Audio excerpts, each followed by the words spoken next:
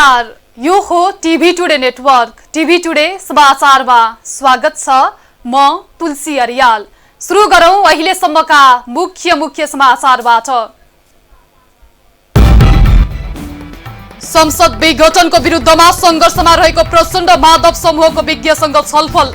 आगामी कदम बारे परामर्श। जनतामा जान विज्ञको सुझाव। संरक्षणमा आधारित कृषिको विकल्पमा वैदेशिक लगानी भित्र्याउँदै सरकार। वैदेशिक लगानीले साना किसानको उठीवास हुने, थप परनिर्भर बढाउने संकेत। प्रधानमन्त्रीका कारण नेकपा अहिलेको अवस्थामा पुगेको नेता गौतमको भनाई। एकता जोगाउन राजीनामा उत्तम उपाय भएको तर्क। कार्यशैली परिवर्तन गर्न सुझाव। इलामको ऐतिहासिक चिया बगानमा डोजर चल्यो। बस तथा ट्याक्सी पार्क बनाउन चिया बगान बासिँदै सम्पदाको दोहन भएको भन्दै स्थानीयको विरोध। र 2 शताब्दीपछि अमेरिकी संसदमा हमला। विश्वभरबाट निन्दा।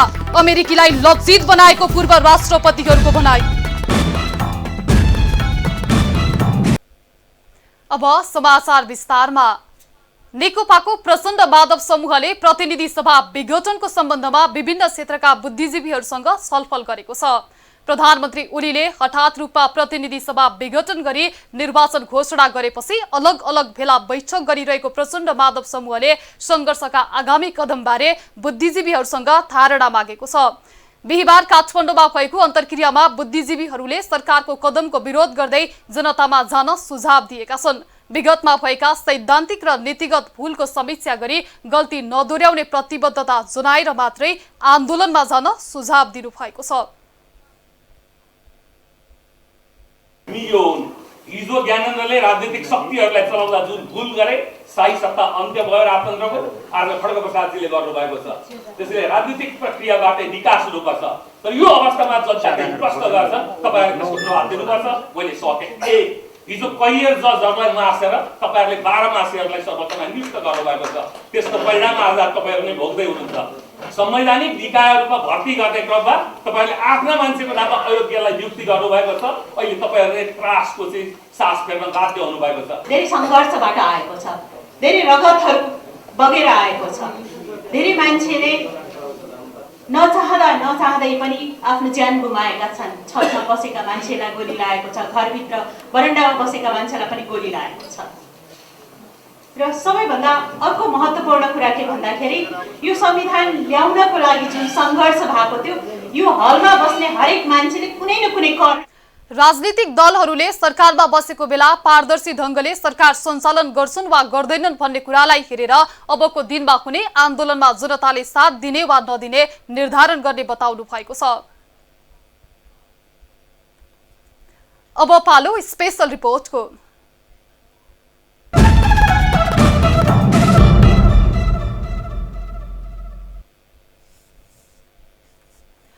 सरकारले कृषि क्षेत्रमा पनि वैदेशिक लगानी भित्र्याउने बाटो खुला गरेसँगै यसले राष्ट्रको अर्थतन्त्रमा गम्भीर असर पार्ने भन्दै चारैतिरबाट विरोध भएको छ। कृषि क्षेत्रमा विदेशी लगानी भित्र्याउने निर्णय राजपत्रमा समेत प्रकाशित भइसकेको छ। विश्व व्यापार संगठनको सदस्य राष्ट्र हिसाबले लगानी भित्रिनु स्वाभाविक हुन सक्छ। तर कृषि जस्तो क्षेत्रमा वैदेशिक लगानी जरुरी हो कि होइन? नेपाली किसानको हकमा यो निकै पेचिलो र शोचनीय प्रश्न हो। सरकारले बहुदेशीय कम्पनीहरूसँगको मिले मतोमा कृषिमा वैदेशिक लगानी भित्र्याउने तयारी भित्रै गरिरहेको छ। संरक्षणको पर्खाइमा रहेको नेपाली कृषि जर्जर रहेको बेला वैदेशिक लगानी भित्र्याउनुले के वास्तविक किसानको न्याय गर्ला? सरकारको पछिल्लो कदम किसान मारा नीति हो भन्दा सायद गलत नहोला, तर सरकार किसान प्रतिभन्दा वैदेशिक लगानीमा जोड बल गरिरहेको छ। 15औं योजना अनुसार 62.4% जनसंख्या कृषिमा संलग्न छ। एक कुल किसान मध्ये करिब 70% बढी साना निर्वाहमुखी किसान कृषिमा संलग्न छन्। यति ठूलो जनसंख्या भएको किसानलाई संरक्षणको आधारमा कृषिको प्रवर्धनको खाँचो छ। साना किसानको बाहुल्य रहेको मुलुकमा कृषि क्षेत्रमा हुने मेगा परियोजनाले सानाले मार खाने मात्रै होइन, पलायन हुने निश्चित छ। कुल 74% जनता कृषिमा आश्रित भएको देशमा किसानहरूसँग कुनै सल्लाह बिना, उनीहरूको राय बिनै नयाँ योजना ल्याइन्छ सीमित व्यक्तिको स्वार्थका लागि। सरकारको यो कदमले सदियौंदेखि कृषि पेशामा लागेर जीविकोपार्जन गर्दै आएका साना किसानहरू कृषि पेसाबाट विस्थापित हुने खतराको संकेत गरिरहेको छ। यस्तो नियम चाहिँदैन, किसान मर्न पाइँदैन। यस्तो नियम चाहिँदैन, किसान मर्न पाइँदैन। उखु किसानले आफ्नो श्रमको मूल्य पाए, यहाँ उत्पादित बन्दा गोबीमा डोजर चलाउन नपर्ने अवस्था भए, हिमाली भेगका स्याउ कुहिरै जाने अवस्था नआए, सडकमा दूध पोख्न नपरे, उख निजी क्षेत्रको लगानी बढाउन सके, विदेशी लगानी भित्र्याउनु पर्ने आवश्यकता नै छैन। कृषिमा आधुनिकीकरण गर्न के हामी आफै सक्षम छैनौं र? सरकारले कृषिमा छुट्याएको अर्बौं रुपैयाँ बजेटको उचित तौरले परिचालन भए के कृषि क्रान्ति सम्भव छैन? विदेशी लगानी भित्रिने हो भने 15 लाख कृषकको व्यवसाय संकटमा पर्ने निश्चित छ। यहाँको मलिलो माटोमा विदेशी लगानी खन्याउँदा साना किसानको पेसा खोसिने प्रष्टै छ। ठूला माछाले साना माछा निले झैं विदेशी लगानीको घानमा साना किसानहरू पिसिने जोखिम देखिएको छ। हामीसँग उर्वर भूमि छ, सदियौंदेखि कृषि पेसा अंगाल्दै आएका कृषकहरू छन्। यहाँको उब्जाउ हुने जमिनको सदुपयोग गरी कृषिलाई आधुनिकीकरण गर्न सके बजारको मागलाई धानेर पनि निर्यात बढाउन कुनै गाह्रो छैन। मात्र हामीलाई कृषिमा लगानी र उचित व्यवस्थापनको आवश्यकता छ। मल खोजेको टाइममा पाइँदैन, कति लाइन लागे पनि पाइँदैन। अनि सरकारले अरू केही गर्न नसके पनि हामी कृषकहरूको लागि चाहिँ समयमै मल बिउ बिजनहरू यस्तो पानीको लागि केही बोरिङहरू उपलब्ध गराइदिएको भए हामीहरूलाई सहज हुन्थ्यो। नेपाल सरकारले हामीलाई सहयोग गर्नुपर्छ र बाहिरबाट आउने जस्तै हाम्रो मित्र राष्ट्र यो भारतदेखि आउने तरकारीहरूलाई प्रतिबन्ध गर्नुपर्छ र हामी नेपालमा रोजगारी पनि हुन्छन्, त्यसको साथसाथमा हामीले आय आर्जन पनि गर्न पाउँछ। हामीसँग खेती योग्य उर्वर जमिन छ, स्वदेशी लगानीलाई आकर्षित गर्न सक्ने प्रशस्तै आधारहरू छन्। यति हुँदा हुँदै पनि विदेशी डलरमा रियाल गाड्नु भनेको सुनको कचौरामा भिख माग्नु जस्तै हो। कुल 85 अर्बको स्वदेशी लगानीलाई लात हान्दै विदेशी लगानीलाई बाटो खोलिदिनु भनेको गरिब किसानहरूका आशामाथि कुठाराघात बाहेक केही होइन। माटोसँग खेल्दै बाली नालीसँगै छोराछोरी पढाउने सपना हुर्काउने एक टुक्रा जमिनकै भरमा बिहान बेलुकाको छाक टार्दै जसो तसो जीवन चलाउने किसानको बाँच्ने आधार नै खोसिदिनु भनेको तिमीहरू बाँच्न पाउने अधिकार छैन भन्नु जस्तै हो। 25औं वर्ष अगाडि हामीले तरकारी खेती गर्दै आइरहेका छौँ र कुनै अनुदान हामीलाई कुनैबाट पनि केही पनि छैन। मल बिउ कुनै पनि सहयोग छैन हामीलाई। अब अनुदानमा अब त्यही हो, मल अनि बिउहरू भइदिए हाम्रो जनता यो पुरा त हाम्रो तरकारी बिक्री गर्ने लिने ठाउँ भइदिए राम्रो हुन्थ्यो कि। हामी अब सरकारले अब बिउ पल बिउ सब दिने गरेपछि हामी अन्त पनि गरेर सक्छौँ, गर्ने पनि भनेका थियौँ पहिला, गरेका त छैनौँ। अब गर्ने आफ्नै बारीमा गरेका छौँ, यतासम्म त गर्ने हौँ। अब ठिकै छ, अब आफूलाई खर्च अब गराउँछौँ अब अनि गरेकै छौँ। रोजगारी अब म त बढी हुन पाए नि हुँदो, गराउनु पाए हुँदो भनिन्छ अब अनि गरेकै छौँ। विदेशीले सयौं रोपनी जग्गामा डलरको खोलो नबगाए कृषिमा आधुनिकीकरण हुन सक्दैन भन्ने परजीवी मानसिकताले गाँजिएको सरकारले साना किसानलाई कृषिबाट विस्थापित गर्ने पक्का छ। साना किसानहरूलाई पनि कृषि मार्फत जीविका गर्न सक्ने वातावरणको सिर्जना गर्नु त कता हो कता उनीहरूको टेक्ने हाङ्गो नै काट्ने गरी ल्याइन लागेको योजनाले किसानहरू त्रस्त छन्। प्रणालीमा सुधार ल्याउनुको साटो विदेशीले कहिले आएर बिघाका बिघा जमिन ओगटेर खेती गरिदेला अनि कृषि उपजको निर्यात बढाउला भनेर कुरेर बसेको सरकार लगानी भित्रिसकेपछि कृषि पेसासँगै आफ्नो रोजीरोटी खोसिने किसानका बारेमा पनि सोच्न जरुरी छ। टिभी टुडे एचडी टेलिभिजनका लागि जिल्ला सहकर्मीहरूको सहयोगमा ममता थापा र संगीता थापा, काठमाडौँ। नेपाल कम्युनिस्ट पार्टी नेकपाका राष्ट्रिय सभा सदस्य वामदेव गौतमले प्रधानमन्त्री केपी शर्मा ओलीले पार्टीको एकता जोगाउन राजीनामा दिएको भए राम्रो हुने बताउनु भएको छ। राष्ट्रिय सभाको बिहीबारको बैठकको विशेष समयमा बोल्दै गौतमले पार्टीका नेताहरूले आफू विरुद्ध अविश्वासको प्रस्ताव लग्दैछन् भन्ने थाहा पाएपछि संसद विघटन गर्नुभन्दा प्रधानमन्त्री ओलीले राजीनामा दिएको भए राम्रो हुने बताउनुभयो। मेहनत गरेर निर्माण गरेर बनाएको पार्टी जोगाउनका लागि अविश्वासको प्रस्ताव आएको थाहा पाउने बित्तिकै प्रस्ताव दर्ता हुनुभन्दा पहिला नै राजीनामा दिएको भए पार्टी पनि जोगिने र इतिहासमा उदाहरण समेत प्रस्तुत हुने बताउनुभयो। प्रधानमन्त्रीबाट बर्खास्त गर्ने काम गर्नुभयो भने त्यो दुर्भाग्यपूर्ण हुनेछ।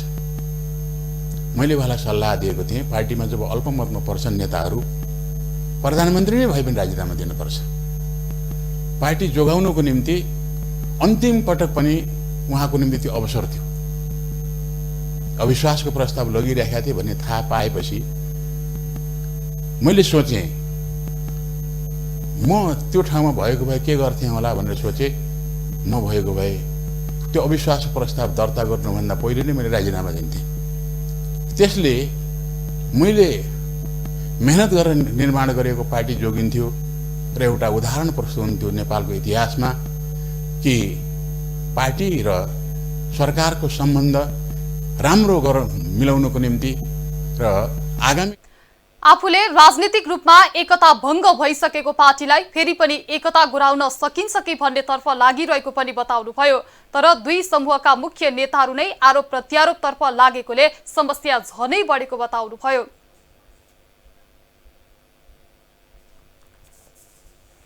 काठमाडौँको शंखरापुर नगरपालिका विगत 1 वर्षदेखि स्थानीय विषयको पाठ्य पुस्तक प्रकाशनको तयारीमा जुटेको छ। नगरपालिकाले बिहिबार एक कार्यक्रमका साथ कक्षा 1 को स्थानीय विषयको पाठ्य पुस्तक विमोचन गरेको छ। टिभी टुडे एसडी टेलिभिजनसँग कुरा गर्दै शंखरापुर नगरपालिकाका प्रमुख सुवर्ण श्रेष्ठले विगत 1 वर्षदेखि स्थानीय विषयको पाठ्य पुस्तकका लागि परेको बताउनुभयो। अहिले कक्षा 1 को पाठ्य पुस्तक मात्र विमोचन गरिएको र अब कक्षा 8 सम्मको लागि पनि स्थानीय विषयको पाठ्य पुस्तक प्रकाशनका लागि योजना बनाइरहेको बताउनुभयो।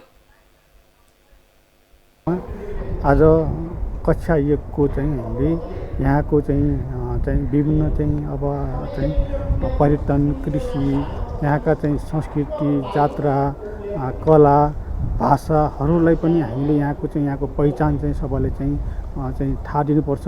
हाम्रा बालबच्चाले चाहिँ त्यो बारेमा सिक्नुपर्छ। किन सिकिसकेपछि यहाँको चाहिँ मौलिकता के हो त भन्ने जानकारी चाहिँ दिनुपर्छ भन्ने उठेका साथ आज हामीले स्थानीय पाठ्यक्रम चाहिँ आज चाहिँ स्थानीय विषयको पाठ्य पुस्तकमा स्थानीयसँग सम्बन्धित सबै भाषा, संस्कृति, कला, पर्व, जात्रा, पर्यटन प्रवर्धन र शंखरापुरको पहिचानको बारेमा उल्लेख गरिएको छ।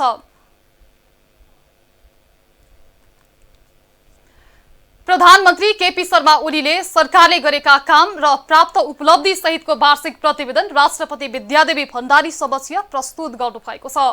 राष्ट्रपति कार्यालयका अनुसार प्रधानमन्त्री ओलीले बिहिबार संविधानको धारा 53 र 2064 को दफा 41 बमोजिम आर्थिक वर्ष 2076-77 मा नेपाल सरकारले गरेका काम र प्राप्त उपलब्धि सहितको वार्षिक प्रतिवेदन राष्ट्रपति समक्ष प्रस्तुत गर्नुभएको हो।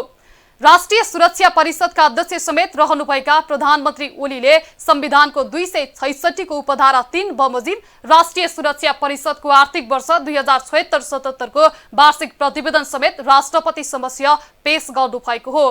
गृहमन्त्री रामबहादुर थापा, अर्थमन्त्री विष्णु प्रसाद पौडेल, परराष्ट्र मन्त्री प्रदीप कुमार गेवाली लगायत नेपाल सरकारका उच्च पदस्थ अधिकारीहरूको उपस्थितिमा वार्षिक प्रतिवेदन बुझाइएको हो। समाचारमा पालो छोटो विश्रामको।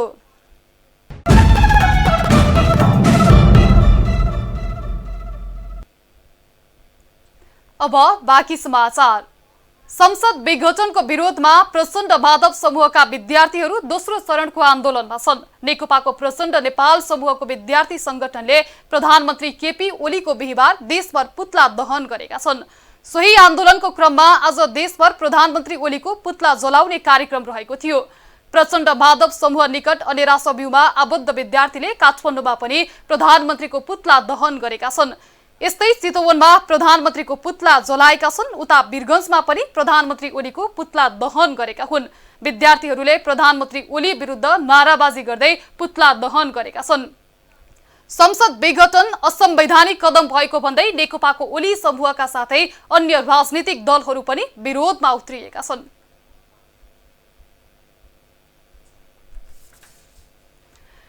नेकपाका स्थायी कमिटी सदस्य योगेश भट्टराईले प्रधानमन्त्री ओलीको तुलना अमेरिकाका राष्ट्रपति डोनाल्ड ट्रम्पसँग गर्नुभएको छ।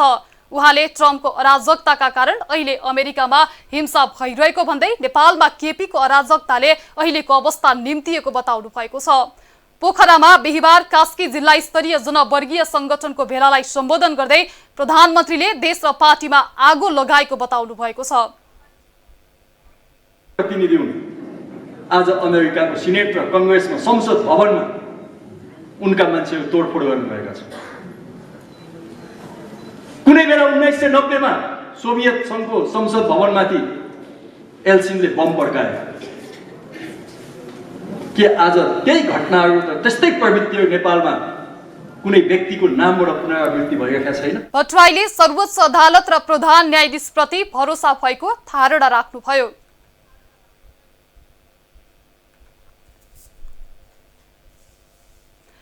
राष्ट्रिय सभा सदस्यहरूले प्रतिनिधि सभा नभएको अवस्थामा आफूहरूको भूमिका सशक्त पार्ने बताएका छन्। राष्ट्रिय सभाको 7औं अधिवेशन पौष 17 गतेदेखि सुरु भएको छ। विधेयकहरू दुवै सदनबाट पास हुनुपर्ने भएकाले राष्ट्रिय सभाको यस अधिवेशनमा सरकारले पर्याप्त बिजनेस नदिने आशंकाका साथ अधिवेशन लामो समय जान नसक्ने राष्ट्रिय सभा सदस्यहरू नै बताउँछन्। कोमामा गएको अवस्था छ। यो चाहिँ सर्वोच्चले यसलाई मृत घोषणा गर्न सक्छ, यसलाई पुनर्जीवित गर्न पनि सक्छ हैन, दो साँझमा छ। र यस्तो अवस्थामा अब राष्ट्रिय सभाले यो एउटा निरन्तर चलिरहने प्रक्रिया हो र यसले आफ्नो भूमिका निर्वाह अवश्य पनि गर्नेछ र हामीले अब नीति नियम निर्माण गर्ने कुरो र देशको लागि हैन यो अवस्था भनेको त एकदम सङ्कटपूर्ण अवस्था हो नि। यो अवस्थालाई कसरी हुन्छ यो निकास दिनको लागि हाम्रो भूमिका हाम्रो संसदहरूले हामीले अवश्य पनि खेल्नेछौँ। राष्ट्रिय सभाको भूमिका अहिले एकदम अत्यन्त महत्त्वपूर्ण छ र यसले चाहिँ आफ्नो कुशलताका साथ कामलाई अगाडि बढाउँछ। सरकारले बिजनेस नदिकन सदन चल्दैन, त्यस कारणले यो विषयमा सरकारले आफ्नो कसरी तयारी गरेको छ त्यो चाहिँ मन्त्रीहरूसँग थाहा हुन्छ, सरकारसँग थाहा हुन्छ। हामी राष्ट्रिय सभा सदस्यहरूले जनजीविकाको सवालमा तथा राष्ट्रिय राजनीतिमा देखा परेका जटिलताको सवालमा राष्ट्रिय सभाले महत्त्वपूर्ण तथा सशक्त भूमिका निर्वाह गर्ने बताएका छन्।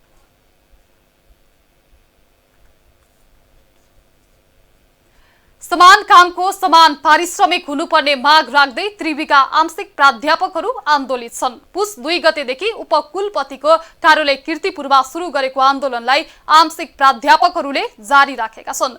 वर्षौंदेखि काम गरिरहेका आंशिक प्राध्यापकहरूको बौद्धिक शोषण भएको भन्दै प्राध्यापकहरू आन्दोलित भएका हुन्। एक शैक्षिक सत्र पूरा गरेका सम्पूर्ण आंशिक प्राध्यापकहरूलाई करार गर्नुपर्ने उहाँहरूको माग छ। आंशिक प्राध्यापक संघका महासचिव राजेन्द्र गिरीले अहिले 90% बढी कक्षाभार आंशिक शिक्षकहरूले लिनुपर्ने बाध्यता भए पनि काम अनुसारको पारिश्रमिक नपाएकोले आन्दोलन गर्न बाध्य भएको बताउनु भएको छ। नै हाम्रो माग हो र हामीले थाइका कुरामा आयोगले त्रिवी सेवा आयोगले जे प्रोसेसहरू गर्छ, हामीले जे अनुसन्धानहरू गर्नुपर्छ, हामीले जे क्राइटेरियाहरू राख्छ त्यसमा हामी कटिबद्ध नै छौँ। त्यसकारणले हामीले पूर्णकालीन आफ्ना मागहरू पूरा नभएसम्म आन्दोलन जारी राख्ने संघले जनाएको छ।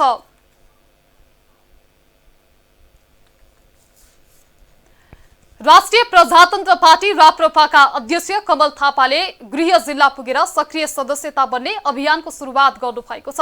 हेटौडा अथाड हडानीमा बिहिबार आयोजित कार्यक्रममा सक्रिय सदस्य बन्न जिल्ला अध्यक्ष रामहरि न्यौपानेलाई फारम बुझाएर थापाले अभियान सुरु गर्नुभएको हो। राप्रपाको आगामी महाधिवेशन सक्रिय सदस्यताका आधारमा महाधिवेशन प्रतिनिधि हुने नीति अनुरूप पार्टीले सघन रूपमा देशव्यापी सक्रिय सदस्यता वितरण अभियान सञ्चालन गरेको छ। महाधिवेशनमा महिला, मधेसी, सीमान्तकृत, दलित, पिछडिएका सबैको सहभागिता सुनिश्चित गरेको त्यस अवसरमा जनाइएको छ। समाचारमा फेरि छोटो विश्राम।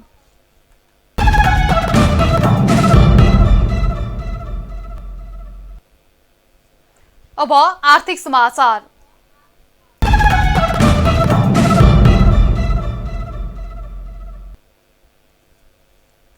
इलाम बजारको बस पार्क र ट्याक्सी पार्क बनाउने नाउँमा लामो इतिहास बोकेको चियाबारी धमाधम मास्न थालिएको छ।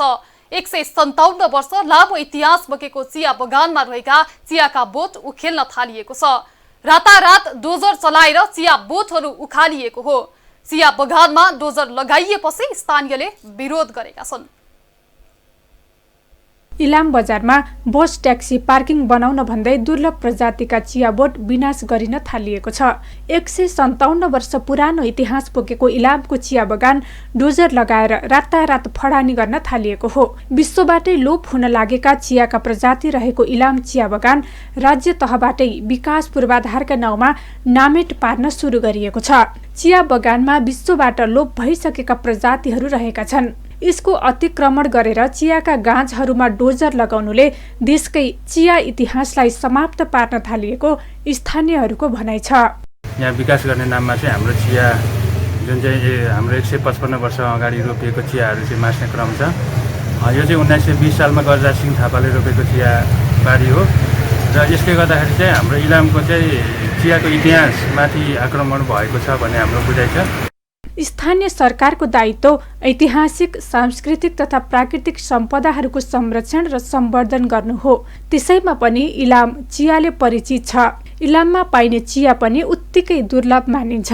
विश्वमै दुर्लभ बनेको चिया प्रजातिलाई फडानी गर्नुले स्थानीय तह दुर्लभ महत्त्वका प्रजाति मास्न स्वयं संलग्न भइरहेको प्रश्न हुन्छ। जो रक्षक उही भक्षक भने जस्तै यस्ता दुर्गामी प्रभाव पार्ने चिया प्रजाति फाड्न जोडबल गरिएको छ। इलाम नगरले यति बेला विकासका नाउँमा 157 वर्ष लामो इतिहास बोकेको चिया मास्दैछ। चिया मासेर बस पार्क बनाउने स्थानीय सरकारको योजना छ। स्थानीय सरकारले लामो इतिहास बोकेको चियामाथि धावा बोलेको स्थानीय युवाहरूको आरोप छ। यो आक्रोश पोख्नको लागि चाहिँ जतिसुकै खेर नगरपालिका गएर चाहिँ नगरपालिकामा ध्वंसात्मक गतिविधि गर्न पनि चाहिँ पछि नपर्ने सम्म पनि भइसकेको छ। त्यस कारणले गर्दाखेरि यो इलामका जनतालाई कुनै पनि हालतमा मन परेको काम भइराखेको छ। विक्रम सम्वत 1920 मा इलाममा पहिलो पटक चिया रोपिएको थियो। तत्कालीन बडा हाकिम गजराज थापाले चीनको कोसेलीका रूपमा रोपेको इतिहास छ। तर लामो इतिहास बोकेको चिया बगानमा यति बेला डोजर लगाइएको छ। बस पार्क बनाउने नाउँमा इतिहासको नामेट मात्रै पारिएको छैन, निर्माण कम्पनीले सडक जामै गरेर शास्ति दिएको छ। सडकमा निर्माण कम्पनीले कब्जा जमाएको छ। सडकमा भइरहेको यस्तो भद्रगुल प्रति स्थानीय प्रशासन मौन छ। टिभी टुडे HD टेलिभिजन प्रदेश 1 ब्युरोको सहयोगमा झापा सहकर्मी खगेन्द्र घिमिरेको रिपोर्ट। अब विश्व समाचार।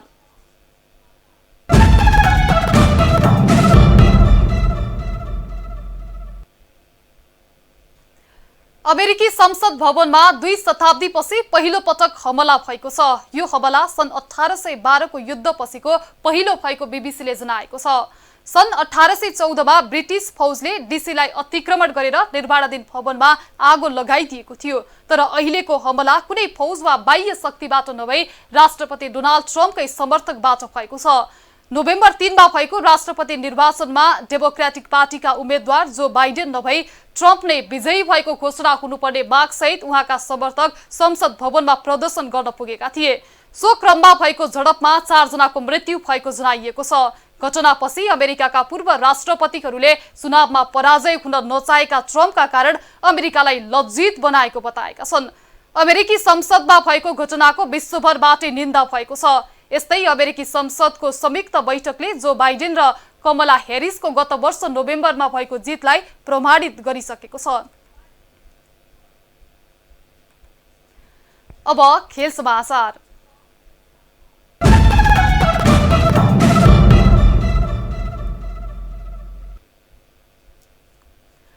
₹2.40 रुपैयाँको लागतमा भक्तपुरको चागुनारायण नगरपालिका 7 स्थित भगेरी डाँडामा अन्तर्राष्ट्रिय रग्बी रङ्गशाला निर्माण कार्य धमाधम भइरहेको छ।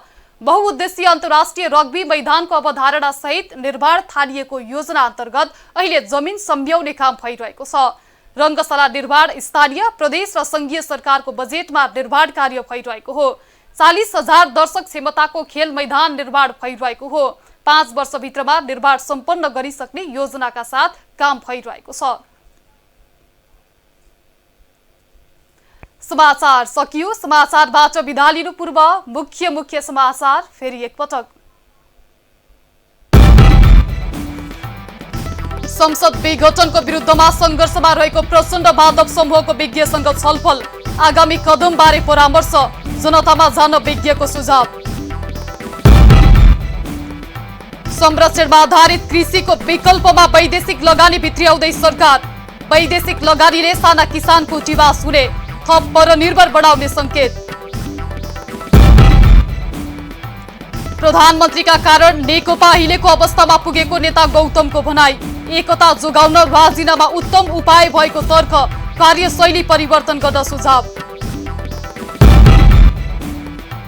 इलामको ऐतिहासिक चिया बगानमा डोजर चल्यो। बस तथा ट्याक्सी पार्क बनाउन चिया बगान मासिँदै सम्पदाको दोहन भएको भन्दै स्थानीयको विरोध। र 2 शताब्दीपछि अमेरिकी संसदमा हमला, विश्वभरबाट निन्दा, अमेरिकीलाई लज्जित बनाएको पूर्व राष्ट्रपतिहरूको भनाई।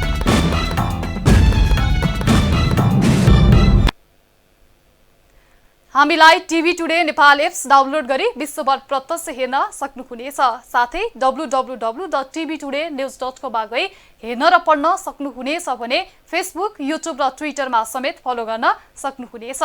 विकास, निर्माण र जनसरोकारका विषयमा हाम्रो आवाज जारी छ।